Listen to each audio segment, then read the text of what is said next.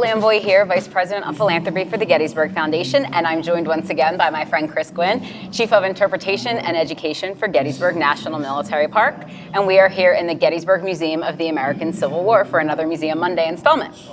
Now this week we're looking at a hat that looks completely different from last week's hat. So can you fill me in on what the difference is and why this is so much fancier than last week's? Yeah, sure. So you remember last week we were looking at Corporal Levi Schaefer's forage cap. What we have behind us here is called a Hardee hat. And it's actually one of the kind of the standard headgear of the United States Army, but on campaign, on the march, and battles, not terribly practical. But some units still wore them. One unit in particular, one of the more famous ones involved in the battle, they're called the Iron Brigade.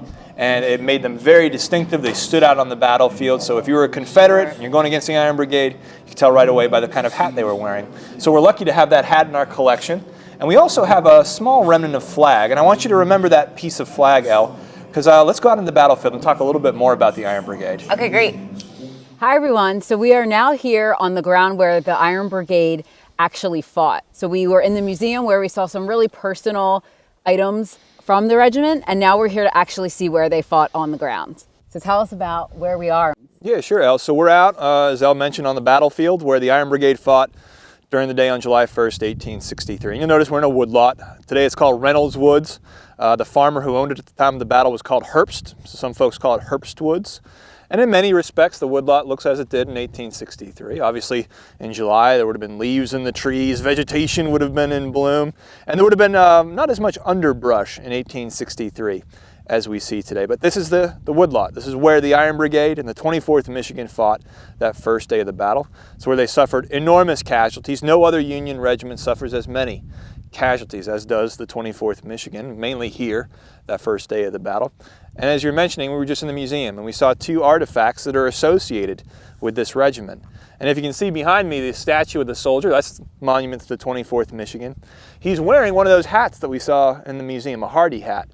And not every Union soldier wore a hat like that. It made the Iron Brigade kind of distinctive. So when you saw these hats on the battlefield, you knew you were going up against the Iron Brigade.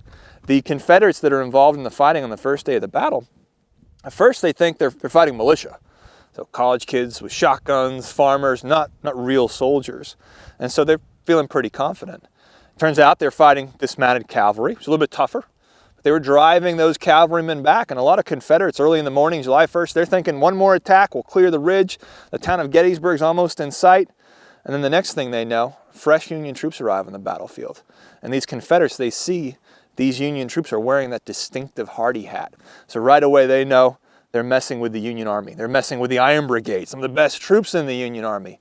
And one Confederate would later write that they knew that they weren't dealing with any militia anymore. It was those black-hatted fellers, the guys in the Iron Brigade. Today's a great example of how you can make connections on the battlefield and our museum galleries. We hope you'll visit us soon at either venue, and we'll catch you next week on Museum Monday.